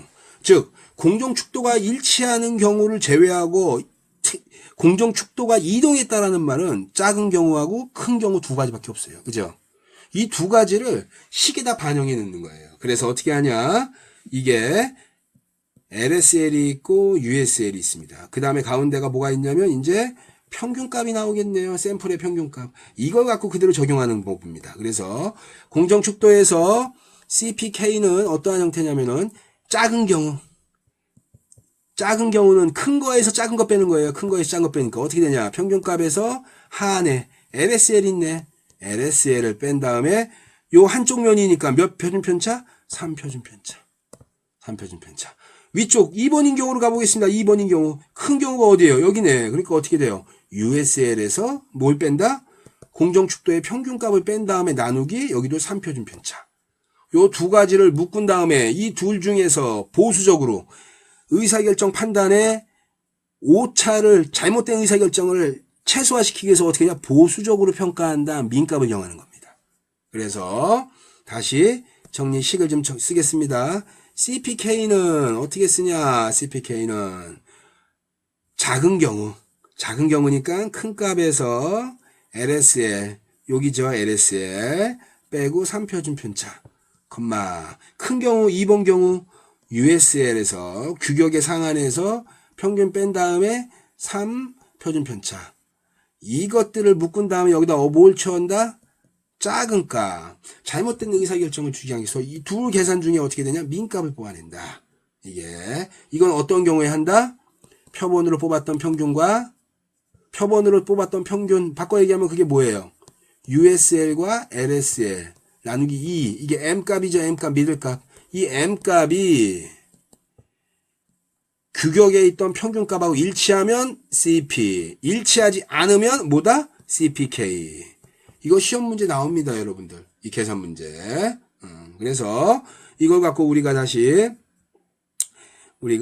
계산 문제 예제를 한번 보도록 하겠습니다. 예, 잠시 이게 끊겼습니다. 다시 한번 이게 좀 CPK에 대해서 설명을 하면 그러한 형태로 여러분들 이게 특성을 여러분들이 계산할 수가 있겠죠. 그래서 CPK에 대한 예제를 한번 우리 보도록 하겠습니다. CPK에 대한 예제가 여기 있네요. 공정능력지수. 한번 보겠습니다. 숭실전기라는 회사는 전구를 만드는 회사다. 만드는 회사인데 생산 능력의 공정을 평가하려고 쫙 비교를 해봤더니 어떤 형태냐면 평균 수명이 900시간이다. 평균 샘플로 뽑아낸 것에 대한 제품의 특성을 비교해봤더니 900시간이 나타났다. 표준 편차는 48시간이다. 설계 사양에 대해 기준값. 내가 규격서에다 딱 만들어 놓은 거예요. 1000시간이었다. 상한값과 하한값은 1200에서 800이다. 여러분 만약에 이걸 한번 볼게요. 내가 규격서에 만들어 놓은 이 평균값은 수명시간이 전구 수명시간이 1000시간이고 하한하고 이거의 값은 어떻게 되냐 1200하고 800입니다. 더해보면 1200에다가 800 더해서 나누기 2하면 1000시간 딱 맞잖아요. 그죠? 이게 근데 문제는 표본으로 뽑아낸 애의 수명시간을 했더니 900시간이라는 거예요. 즉 어떻게 되는 거예요? 이 900시간과 여기서 나왔던 이 시간이 일치한다, 일치하지 않는다. 일치하지 않겠죠. 그죠? 그래서 이거를 CP와 CPK로 계산을 한번 해보겠습니다. CP로 계산하면 어떻게 될까요? 규격 상한에서 규격 하한 뺀 다음에 6 곱하기 48 했더니 1.39예요. 관리도보다 이만큼이나 더 높게 나타난 거죠. 그죠? 이게.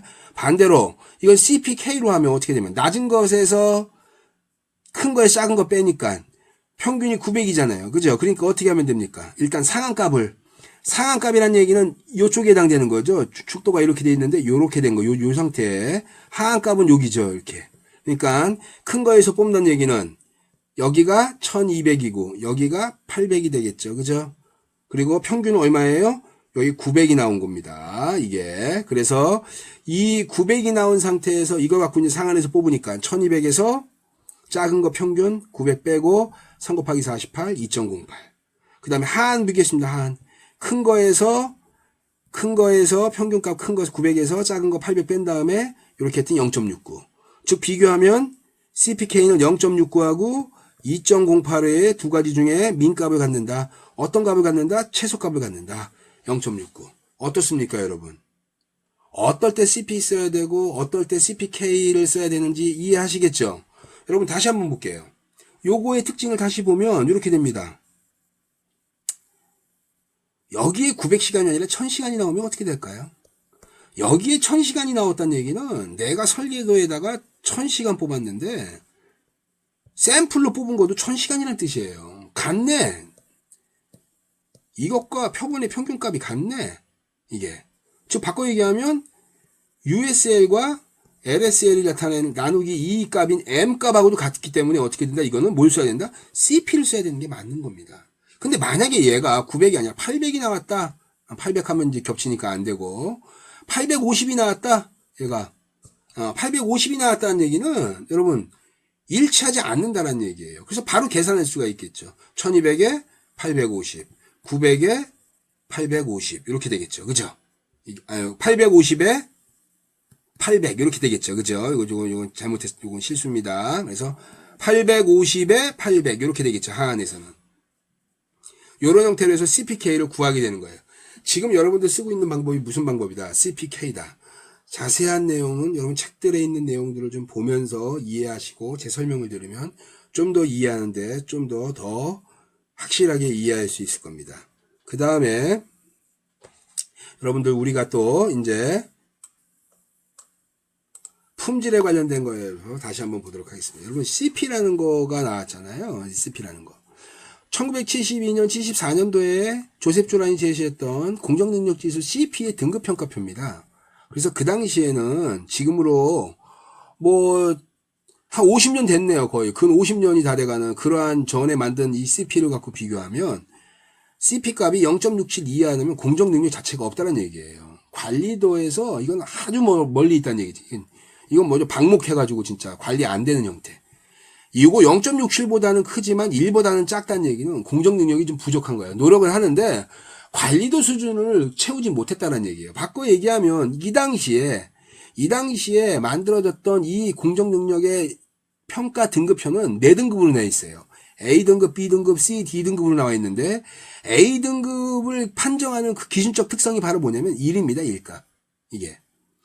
1을 충족하냐 안 충족하냐. 그래서 1을 충족하겠다는 얘기는 우리 회사의 질적인 시그마 수준이 3표준 편차 수준 정도가 나타난다라고 본다는 얘기예요. 이게.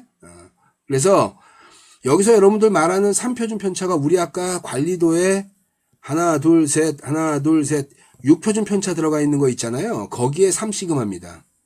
이게 마이클 해리가 여러분 6시그마란 말 들어보셨죠? 6시그마란 말은 요거의 6개의 표준 편차를 의미하는 게 아니에요.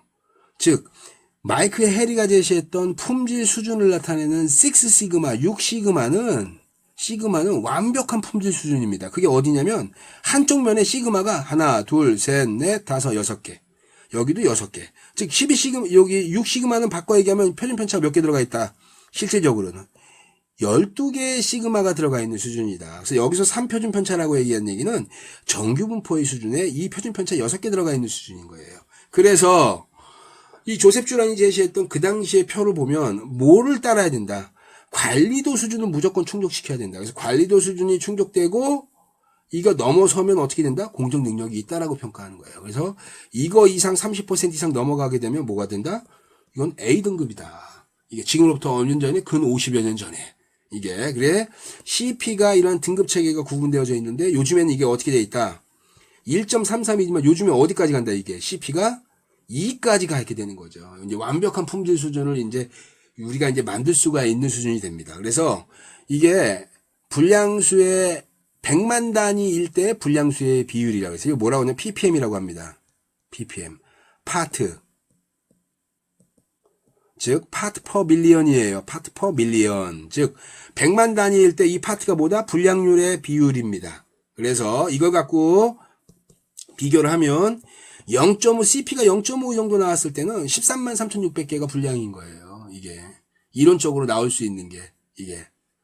그 다음에 CP가 아까 제가 CP가 2가 완벽한 수준이라 그랬죠. 이거는 저기 100만 개 만들면 실제로 이건 1.8개 나오는 겁니다. 이 마이클 해리가 제시했던 6시그마 수준은요, 어떤 수준이냐면 100만 개를 만들면 분량이 제품 자체의 결함으로 나타나는 게 3.4 ppm입니다. 100만 개일 때 제품 자체에서 나타나는 분량의 비율이 3.4개. 이 뒤에 거를 이거를 개수로 바꾼다고 하더라도 4개 안쪽에서 분량이 난다는 얘기예요. 거의 완벽한 품질이라는 거죠. 삼성전자가 글로벌 히트 모델이 보통 3천만 대, 5천만 대, 이렇게 판매하고 한다면 1,000만 대만이라고 하면 1,000만 대에서 나타나는 분량의 수준이 몇 개냐면 34개의 제품 자체의 결함이 34개 나타난다는 얘기예요. 1,000만 대 만들면 이게 어마어마한 수준이죠. 이게. 그래서 어쨌든 그러한 형태에서 이 공정 능력을 평가하는 그러한 방법입니다. 그 다음에 여기 나오는 것처럼 아까 제가 ppm을 표시했는데 쫙 봤더니 100ppm의 삼천리 자전거가 있고 그 다음에 1000ppm의 무슨 아주 세계적으로 유명한 아주 그 특정 브랜드를 얘기하지 못하겠지만 그런 제품이라고 예를 들어서 한번 저기 비교하고 얘가 여러분들한테 이제 소프트에 물어봅니다. 홍길동 학생 어떤 게 품질이 좋은 것 같아요? 이렇게 물어봐요. 여러분 어떤 게 품질이 좋은 것 같습니까?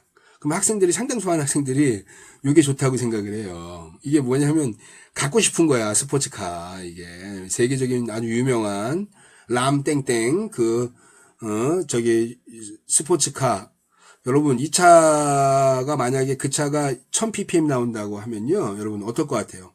가다가 바퀴 빠지는 겁니다. 여러분 그냥 사망사고 나오는 거예요. 그냥 갖고 싶은 거 아니라 품질 수준으로 평가하면 삼천리 자전거가 비교가 안 될 정도로 어마무시하게 아주 품질이 좋은 겁니다. 이게 그래서 학생들이 이거 좋다라고 얘기하는데 아니죠. 삼천리 자전거가 훨씬 더 품질 좋은 겁니다. 100ppm과 1000ppm은 비교할 수 없을 정도예요. 하늘과 땅 차이라고 비교하면 됩니다. 이게 그래서 그러한 측면에서의 질적 우수성을 이렇게 ppm, part per million으로 구분할 수 있다. 뒤에 나와 있는 것들은 이제 DPM은 뭐야? defect per million opportunity. 그래서 100만 단위일 때 최대로 뽑아낼 수 있는 불량률의 수준. 그래서 제가 아까 여러분 6시그마, 이건 6시그마의 기준입니다. 마이클 해리가 제시했던 6시그마가 3.4 ppm 나온다 그랬죠. 이게 요거 얘기하는 겁니다. 이게. 그래서 어쨌든 이런 것들은 구체적인 것들은 품질 경영 수업 시간에 여러분 다 배우는 거예요. 그때 한번 여러분들 좀 더 구체적으로 배우시기 바라고 책에 이 부분은 안 나와 있는 부분이기 때문에 간단하게 제가 설명하고 넘어가도록 하겠습니다. 불량률과 평가 척도 같은 것들도 한 번씩 읽어보시고 보시면 될 것 같습니다. 추가적인 설명은 제가 하지 않도록 하겠습니다. 품질과 비용에 대한 관점에 대한 것들이 이것도 이제 품질 경영 수업 시간에 여러분들 충분히 배운 내용이지만 제가 요번에 대한 것들을 설명을 해주면 예를 들면 이런 겁니다. 제가 오퍼레이션스 이 관련된 시스템이 발달 단계에서 SQC 이론을 설명하면서 2차 세계대전에 관련된 것과 굉장히 밀접하게 연관되어 있다 그랬잖아요. 그게 바로 뭐냐면 이겁니다. 품질 비용은 3가지예요. 첫 번째, 예방하고, 두 번째, 공정 끝단에서 평가하고, 세 번째, 이제 고객이 잘못된 제품을 전달하기 위해서 기업 내부적으로 걸러내는 내부 실패 비용과 잘못된 제품이 나갔던 고객 손에 전달돼 가지고 나타나는 실패 비용으로 구분되는데 한번 볼게요. 표준 편차된다. 이 품질 비용이 어떻게 되나? 시그마 수준이 높아가면서요. 예방 평가 비용이 높아진다는 얘기예요. 즉 실패 비용은 어때요? 내가 시그마 수준이 높아진다는 얘기는 어떤 거예요? 시그마 수준이 높아진다는 얘기는 완벽한 품질 수준을 갖고 있다는 얘기죠. 품질 수준이 퀄리티 레벨이 높아지면 높아질수록 품질이 좋아지면 좋아질수록 실패 비용, 잘못된 제품을 만들거나 고객한테 전달하는 비용은 점점 줄어들 거예요. 그죠? 하지만 교육 훈련시키고 평가하는 비용이 높아진다는 얘기예요. 쭉. 그래서 어떻게 돼요? 이걸 갖고 비교를 하면 높은 수준일수록 어떻게 된다? 총 비용은 어떻게 되냐? 여기서 결정되더라. 총 비용이. 즉 퀄리티 레벨이 높아질수록 총 비용이 여기 결정되더라. 그래서 어떻게 되다? 고품질 이퀄 고비용이다라고 하는 경영자의 생각이 만들어지게 된 이유가 요 그래프예요. 이게. 바꿔 얘기하면 품질을 높이면 높일수록 교육 훈련 시켜줘야 되고 계속 투자해야 되고 평가해야 되고 하니까 전체 총 품질 관련되어져 있는 총 비용은 여기에서 결정되더라. 즉 고품질 이퀄 고비용의 이러한 비효율적인 방법을 나오니 경영자들은 어떻게 생각하냐. 이 전체 총비용 곡선이 가장 낮은 요 정도 수준에서 나는 품질 수준에서 생산할 거다. 이게 경제적 품질 수준입니다. 이게 경제적 품질 수준. 이 경영자들이 이렇게 잘못 알고 있다라는 거예요. 그래서 어떻게 돼? 이 부분에 해당되는 것들은 이거는 뽑기다 뽑기. 이건 사회적 비용을 야기하는 거고 이용자들한테 이 비용을 전가시키는 거예요. 고객들한테. 이게 경영자들이 갖고 있는 전통적 관점의 품질과 비용에 관련된 관점입니다. 근데 실제로 품질 비용이 높아지면서 예방평가 비용이 기하급수적으로 쭉쭉 올라가냐? 그렇지 않아요. 요 그림 약간 잘못 그렸습니다. 올라가다가 이렇게 정체돼요. 올라가다가 이렇게 정체됩니다. 올라가다가 정체되는 형태예요. 이렇게. 이게. 즉 6시그마일 때가 실제로 예방평가 비용이 훨씬 더 적게 된다는 얘기예요. 학습률에 의해서 어떻게 되냐? 정체되더라. 실제로 이렇게 높아지지 않더라. 그래서 총 비용은 어떻게 되더라? 특정한 비용의 낮은 비용 수준에서 수렴되기 때문에 어떻게 되냐? 고품질 이퀄 고비용이 아니라 품질의 이 관점에서 본다면 고품질이 더 도리어 이런 재작업이나 실패 비용을 줄이면서도 예방평가 비용을 질적으로 낮게 운영할 수 있는 그러한 질적 우수성을 갖고 있더라. 라고 해서 현대적 관점에서는 품질과 비용의 관점이 이렇게 변화되고 있는 겁니다. 그런 측면에서 전통적 관점의 품질의 개념이 현대적 관점의 품질의 개념으로 옮아가고 있다. 이때 대표적으로 많은 영향을 미친 그러한 것이 바로 뭐냐? 마이클 해리가 제시했던 식스시그마 같은 것들이 여기서 주로 많이 이제 증명되고 있습니다. 그래서 어찌됐든 품질과 비용에 관련된 것들은 이런 형태로 정리가 좀 될 것 같고, 그 다음에 요 부분에 대한 것들을 책에 나와 있는 부분입니다. 그래서 품질 경영에 관련돼 가지고 여러분들이 반드시 알아야 될 키워드 정도로만 좀 이해하시면 될 것 같아요. 책에도 단락 정도로 나왔는데 1950년에 에드워드 데밍이 일본에 들어가서 일본의 과학자 기술자 연맹 Japanese Union Scientist and Engineering 즉 지식인들이죠. 지식인들을 대상으로 하는 주스라고 하는 이 지식인들 대상으로 품질의 특성 뭐 이런 거에 대해서 강의를 하면서 비로소 이제 일본이 품질 경영에 대해서 눈을 뜨고 많이 이제 연구를 하기 시작합니다. 그 다음에 가오루 이시가와라고 하는 사람들이 굉장히 이제 다양한 이러한 기업 참여를 독려하면서 다양한 일본적 특성의 문화를 만들어내요. 이게. 그래서 1950년에 대밍상이 만들어집니다. 이게. 그리고 불과 20년, 25년 만에 일본 기업들은 대밍과 가오루 이시가와에 의해서 철저하게 무장된 일본 기업들이 미국에 다시 들어갑니다. 그죠? 그래서 80년대, 90년대 때 메이드 인 재팬의 신화가 이루어지던 시절에 일본이 왜 이렇게 강해졌지를 이거를 분석했다 그랬잖아요. 그래서 아웃 오브 크라이시스, 위기 탈출 방법 이런 여러 가지 것들을 이제 만들어내면서 일본에 대해서 철저하게 분석을 합니다. 그 중에 하나가 바로 뭐냐면 나왔던 방법 중에 하나가 뭐냐면 품질상을 만들어야 된다. 품질상을 만들어서 우리가 어떻게 되냐 기업체를 참여시키고 그걸 통해서 프로모션을 해야 된다. 수상제도를 만들자라고 해서 나왔던 게 바로 MB 모델입니다. 이 MB 모델은 여러분 여기 한번 잘 볼게요. 위에 말컴 볼드리지라고 해서 이걸 줄이면 어떻게 되냐면 말컴 볼드리지 내셔널 퀄리티 어워드 그래서 길게 그냥 줄였으면 MBNQA라고 이게 이제 MBNQA라고 이제 불려지고 있는 이 모델인데 이 MB 모델이 1980년에 마이콘 볼드리지라고 한 사람 이름이에요. 이게 사람 이름.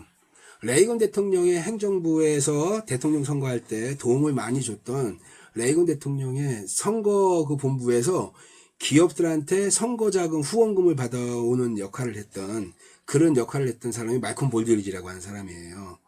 레이건 대통령의 친구이기도 하고 그래서 레이건 대통령과 같이 선거 캠프에서 일을 하면서 레이건 대통령을 당선시킬 때 굉장히 지대한 영향을 많이 미쳐요. 그 다음에 레이건 대통령이 된 이후에 이 마이콘 볼드리지는 어떤 사람이 되냐면 미 상무국, 우리나라로 얘기하면 상공회의소예요. 상공회의소는 청와대 경제강요회의 때 반드시 들어갑니다.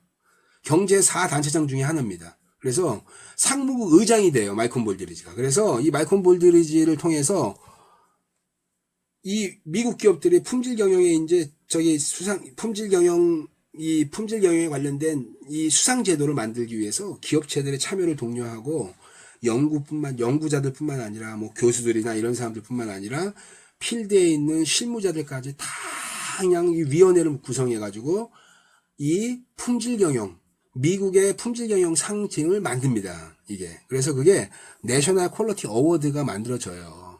근데 이 마이콘 볼드리지라고 하는 사람이 참 이게 상무국 의장 정도 하면 여러분 나이가 지긋한 사람인데 그죠? 젊은 사람이 아닌데 이 마이콘 볼드리지의 또 세컨 잡이 있어요. 이게 취미생활 같은 뭐냐면 이 사람이 프로 로데오 플레이어 선수입니다.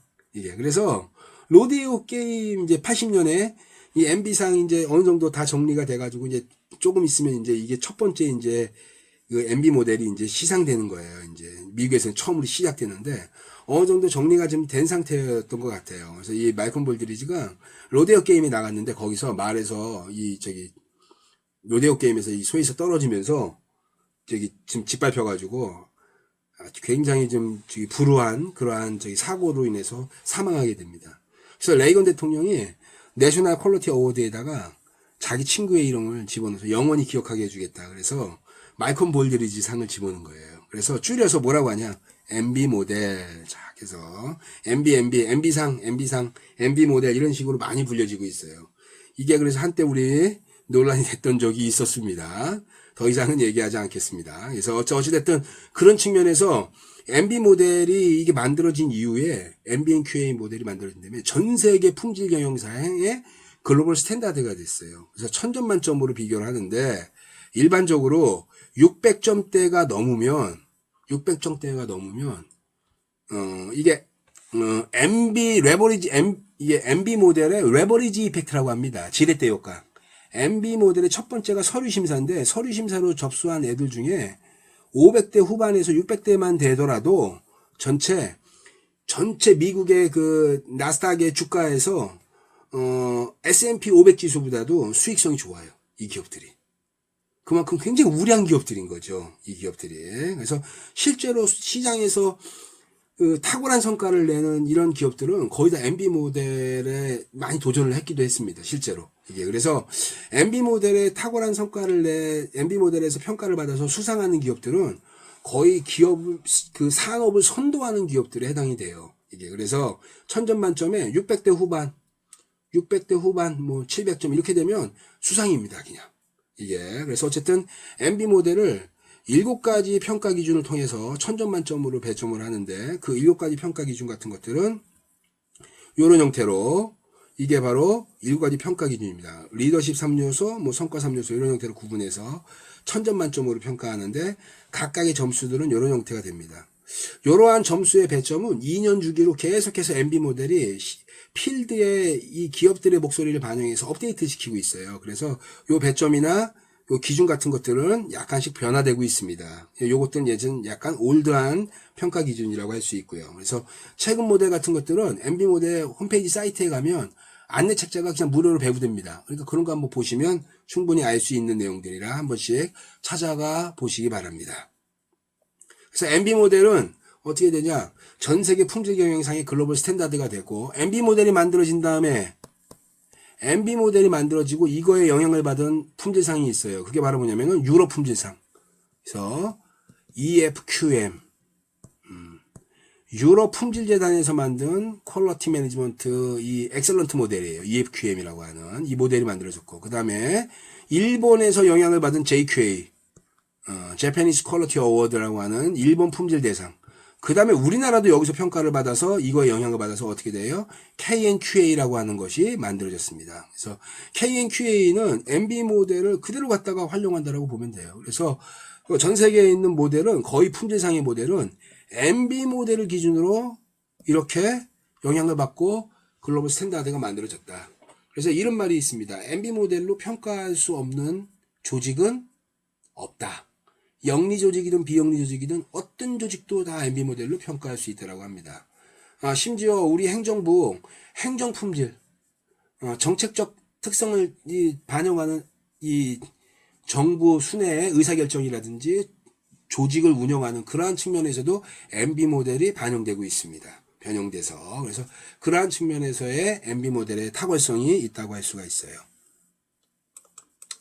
그 다음에 여러분들 뭐 ISO라든지 뭐 이런 것들은 여러분들 ISO 9001은 바로 뭐냐면 이게 ISO 9000 시리즈라고 합니다. ISO 9001, 9002, 9003, 9004로 이제 세분화돼 가지고 최근에는 이제 9000 이 시리즈가 이제 9001로 이제 변형이 됐죠. 그래서 국제적인 품질 경영 시스템의 글로벌 스탠다드를 딱 표준화하고 문서화 시켜놨던 그러한 규격. 그것이 바로 뭐냐면 ISO 9001 품질 경영 시스템입니다. 그래서 여러분들 우리 무슨 홈페이지나 중소기업 공단이나 이렇게 지나가면 프랜카드 걸어놓잖아요. ISO 9001 서티피케이션 했다, 인증했다 우리. 그게 바로 뭐냐면 우리 회사의 업무 시스템은 국제적 표준화되어져 있는 경영 시스템의 프로세스에 의해서 운영되고 있습니다. 그것을 어떻게 되냐? 인증받았다는 뜻이에요. 그래서 ISO 9001 이런 것들이 이제 많이 적용되고 있고요. 그 다음에 또 ISO 14000은 환경 경영 시스템입니다.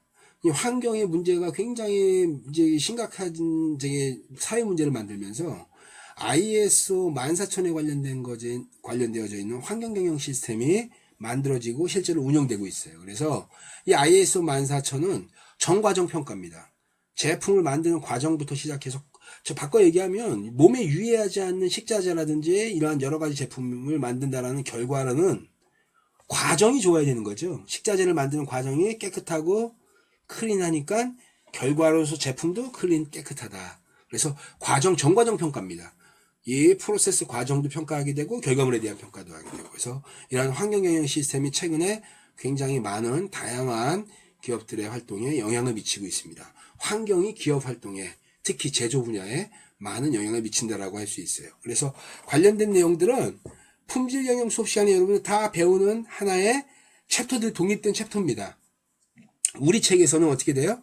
한 단락 5줄, 6줄로 설명되어 있으니까 그런 부분들은 한 번씩 읽어보면 크게 문제될 것이 없다고 생각됩니다. 그래서 어쨌든 품질 경영에 관련된 수업은 여기까지 하고 수업을 진행하기에 앞서서 끝내기에 앞서서 책에 있는 내용들을 여러분들 반드시 한 번씩 읽어보시기 바랍니다. 여러분들 책에 나와 있는 내용들이 제가 다 설명한 내용이지만 책에 있는 내용을 한 번씩 읽어보시고 그 다음에 강의 듣고 그 다음에 추가적인 아티클 읽고 하시면 여러분 학습에 도움이 많이 될 겁니다. 그런 측면에서 여러분들 좀 공부에 대해서 좀 비대면이긴 하지만 신경을 좀 많이 쓰길 부탁드리면서 강의 마치도록 하겠습니다. 수고했습니다.